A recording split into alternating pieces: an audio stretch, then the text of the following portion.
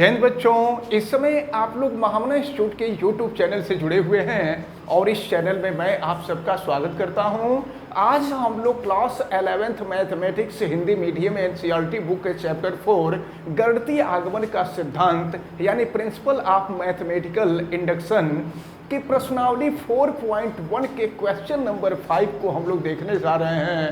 और question number 5 आप देखें, ये 1 इंटू 3 प्लस 2 इंटू 3 का स्क्वायर प्लस 3 इंटू 3 का cube plus and so on plus n into 3 to the power n equal to ये proof करना है। और आपको पता है कि गणितीय आगमन के सिद्धांत से सिद्ध करना है तो ये 3 स्टेप में सॉल्व होता है। सबसे पहले हम लोग n इक्वल टू 1 रख करके सॉल्व करते हैं। तो यहाँ लिखेंगे n, लेकिन इसके पहले हमने आपको बताया था कि ये जो स्टेटमेंट, इसको स्टेटमेंट कहते हैं, कथन कहते हैं। इस कथन को हम Pn के रूप में दिखाते हैं। P का मतलब ये फंक्शन हो गया, फलन हो गया, और n चूंकि यह n के फॉर्म में है इसलिए हम इसको Pn लिख देते हैं। तो किसी भी अगर गणितीय आगमन के सिद्धांत से किसी भी क्वेश्चन को सॉल्व करना होगा तो उसको हम Pn से पहले रिप्रेजेंट करेंगे। अब इसके बाद अगला स्टेप होगा, हम यहाँ n इजकल टू 1 रखेंगे, n इजकल टू 1 रखने पर, और n इजकल टू 1 रखने पर हम LHS निकालेंगे। ध्यान दीजिए LHS कैसे निकलेगा, दो चीजें हैं। जब n बराबर 1 लेंगे तो या तो पहला पद सॉल्व करेंगे तो मिल जाएगा आपको, और या नहीं तो जो सबसे लास्ट वाला टर्म है ना, इस लास्ट वाले टर्म में n के जगह पे 1 कर देंगे तो ये वैल्यू निकल जाएगी आपको। तो चलिए हम यहीं पे 1 करके सॉल्व कर लेते हैं। 1 इंटू 3 का पावर 1 हो जाएगा, n के जगह पे 1 किया गया है तो ये हो गया 1 इंटू 3, तो 1 इंटू 3 हो गया। हमको LHS मालूम हो गया। अब हम यहाँ से RHS सॉल्व करें तो RHS में ये दिया हुआ है और इसमें हम n के जगह पे 1 कर देंगे। स्टेप यही है, सबसे पहला स्टेप आपको करना यही है कि n के जगह पर 1 रख करके आपको दिखा देना है कि लेफ्ट और राइट दोनों बराबर है। तो हमने लेफ्ट को सॉल्व किया तो लेफ्ट की वैल्यू 3 आ गई। अब राइट को सॉल्व करें, देखते हैं राइट की वैल्यू 3 आती है कि नहीं आती है। तो फिर देखिए n के जगह पे हम 1 कर देंगे तो ये हो जाएगा 2 इंटू 1 माइनस 1 इंटू 3 का पावर हो जाएगा 1 प्लस 1 प्लस 3 और अपान हो जाएगा 4। अब जरा ध्यान पूर्वक देखें, इसको सॉल्व करते हैं तो 2 इंटू 1 2 हो जाएगा और फिर ये हो जाएगा 2 माइनस 1। देखिए 2 माइनस 1 करेंगे तो ये 1 हो जाएगा और इंटू 3 का पावर 1 प्लस 1 2 हो जाएगा, यानी 3 का स्क्वायर हो जाएगा और प्लस हो जाएगा 3/4। तो देखिए 3 का स्क्वायर करेंगे तो 9 हो जाएगा। तो ये हो जाएगा आपका 1 इंटू 9। तो 1 इंटू 9 करेंगे तो 9 हो जाएगा प्लस 3/4। तो यहाँ देखिए 9 प्लस 3 करेंगे तो ये हो गया आपका 12 और ये हो गया 4 से इसको कट कर देंगे तो 3 हो गया। तो ज़रा ध्यान पूर्वक देखें, आपने LHS सॉल्व किया है तो 3 आया है और RHS को भी हमने सॉल्व किया है तो 3 आया है। फिर यहाँ लिख देंगे हम LHS is equal to RHS। पहला स्टेप पूरा हो गया।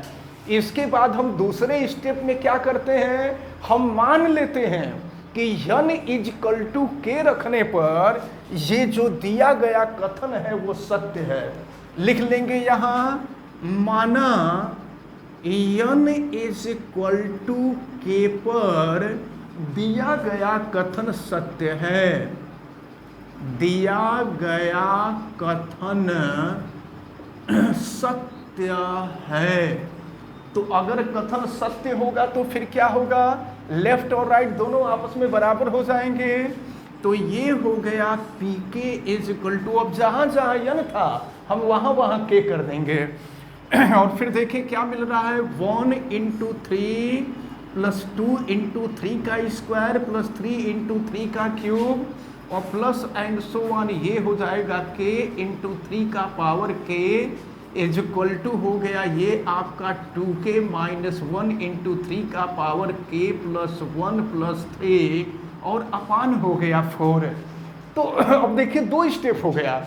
सबसे पहले स्टेप में हमने क्या किया, n इजकल टू 1 रख करके हमने दिखा दिया कि लेफ्ट और राइट दोनों बराबर है।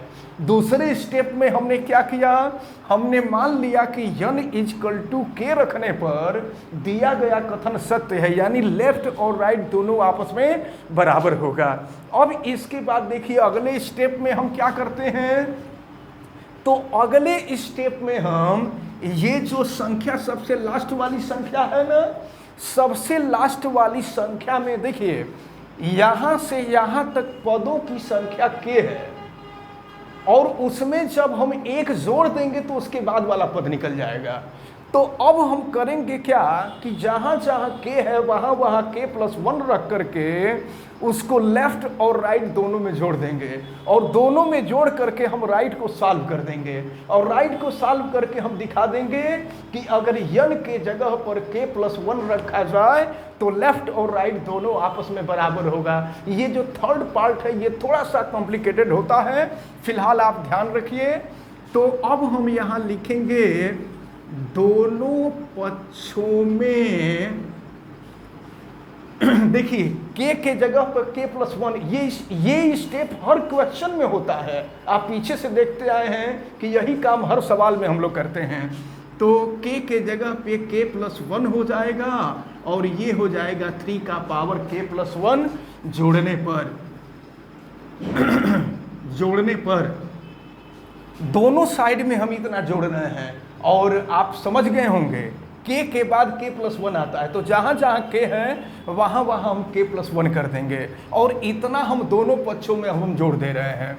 तो दोनों पक्षों में जोड़ेंगे, देखिए k के जगह पे k प्लस 1 कर दे रहे हैं तो ये हो जाएगा 1 इंटू 3 प्लस 2 इंटू 3 का स्क्वायर प्लस 3 इंटू 3 का क्यूब प्लस ये एंड सो ऑन, ये है k और फिर k इंटू 3 का पावर k। अब दोनों पक्षों में इतना हम जोड़ रहे हैं तो अब ये हो जाएगा आपका k प्लस 1 इंटू 3 का power k plus 1 is equal to right side देखिए ये है आपका 2k माइनस 1 इंटू 3 का पावर k प्लस 1 प्लस 3 अपान 4 और इसमें हम जोड़ दे रहे हैं k प्लस 1 3 का पावर k प्लस 1। यह k प्लस 1 3 का पावर k प्लस 1 दोनों पक्षों में जोड़ा गया है। अब इसके बाद हम क्या करते हैं, राइट साइड को सॉल्व करते हैं। लेफ्ट तो पूरा क्वेश्चन ही है भाई, यहाँ तक k पद है, यहाँ तक पदों की संख्या k है, एक पद जोड़ दिए हैं तो यहाँ से यहाँ तक पदों की संख्या k प्लस 1 हो गया। अब हम राइट को सॉल्व करेंगे राइट को सॉल्व करेंगे और राइट को सॉल्व करके देखते हैं फिर क्या मिलता है। तो अब जो है चलिए हम यहाँ राइट को सॉल्व करते हैं। ये हो गया आपका 2k माइनस 1 3 का पावर k प्लस 1 प्लस 3 और इसको सॉल्व कर रहे हैं। सॉल्व करेंगे तो 4 का इसमें गुणा हो जाएगा, मल्टीप्लिकेशन हो जाएगा। तो 4 का हम मल्टीप्लिकेशन करते हैं तो ये हो जाएगा प्लस 4 और ये हो जाएगा k प्लस 1 और फिर 3 का पावर हो जाएगा k प्लस 1 और पूरे का बटा हो जाएगा 4। अब देखिए हम करते क्या हैं कि 3 का पावर k प्लस 1 एक जगह कर रहे हैं और एक जगह करके हम सॉल्व करते, चलिए एक स्टेप हम यही कर देते हैं, इसको और इसको हम एक जगह कर दे रहे हैं।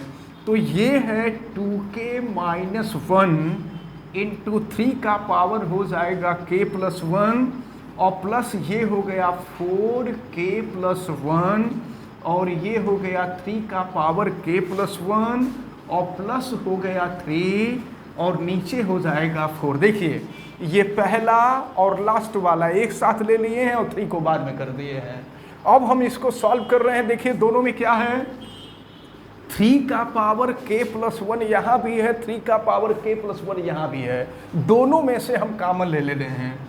तो 3 का पावर k प्लस 1 अगर हम कॉमन ले लेते हैं तो देखिए यहाँ क्या बच रहा है, यहाँ बच रहा है आपका 2k-1, और यहाँ देखिए यहाँ बच रहा है 4k+1, तो 4 का हम मल्टीप्लिकेशन कर देते हैं इसमें, तो 4 का मल्टीप्लिकेशन कर देंगे तो ये हो जाएगा आपका 4k+4 हो जाएगा, और फिर लास्ट में है 3 और फिर अपान है 4। देखिए फिर आगे बढ़ते हैं, ये है आपका 3 का पावर k+1, और देखिए फिर यहाँ क्या होगा, ये 4k+2k, ये हो गया आपका 6k, और ये देखिए 4-1, तो 4-1 करेंगे 3 हो जाएगा, और प्लस ये हो गया 3 और अपान हो गया 4। एक स्टेप और आगे बढ़ रहे हैं, इसमें से हम 3 कॉमन ले लेते हैं, तो 3 कॉमन ले लेते हैं, फिर देखते हैं क्या मिलता है।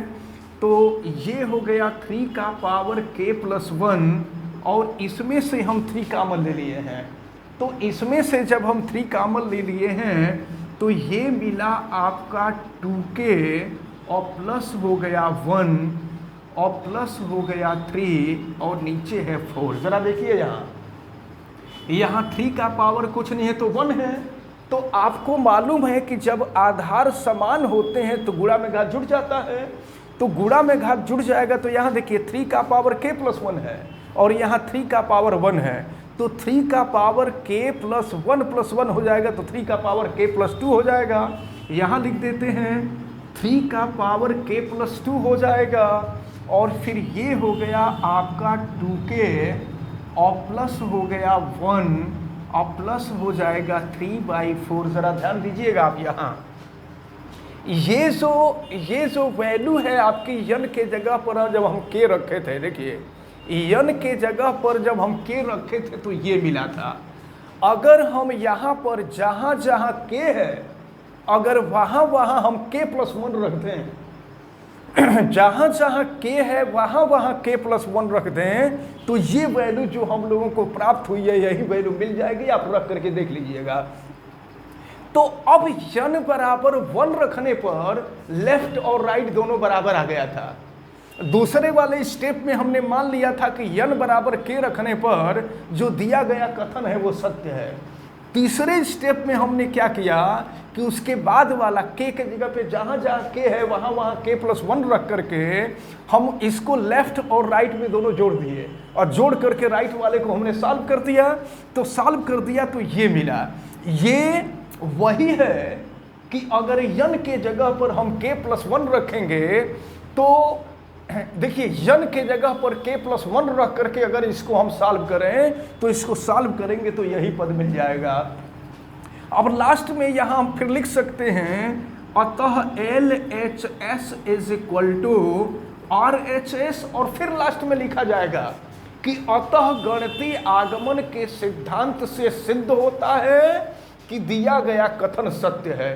दिया गया कथन माने प्रश्न में जो भी चीज दी गई थी वह बिल्कुल सही थी। तो ये गणितीय आगमन का सिद्धांत है। इन सब क्वेश्चंस को सॉल्व करने का मेथड यही है, और हमें उम्मीद है कि ये क्वेश्चन आपको बहुत अच्छी तरह से समझ में आया होगा। आप वीडियो को लाइक ज़रूर कीजिएगा, और अगर आप चैनल पे नए हैं तो चैनल को सब्सक्राइब कर लीजिए। चैनल सब्सक्राइब करने के लिए यूट्यूब पर महामना इंस्टीट्यूट को सर्च कीजिए और रेड कलर के सब्सक्राइब वाले बटन को क्लिक कर दीजिए, चैनल सब्सक्राइब हो जाएगा। अगर किसी प्रकार की कोई दिक्कत समझ में आती है तो आप हमें कमेंट करके ज़रूर बतावें। आप बेल आइकन को भी प्रेस करें तथा उसको ऑल पे कर दें ताकि प्रतिदिन पढ़ने वाले वीडियो की सूचना आपको मिलती रहे। वीडियो को मैक्सिमम स्टूडेंट तक शेयर करें। आप सभी लोगों का बहुत बहुत धन्यवाद। जय हिंद।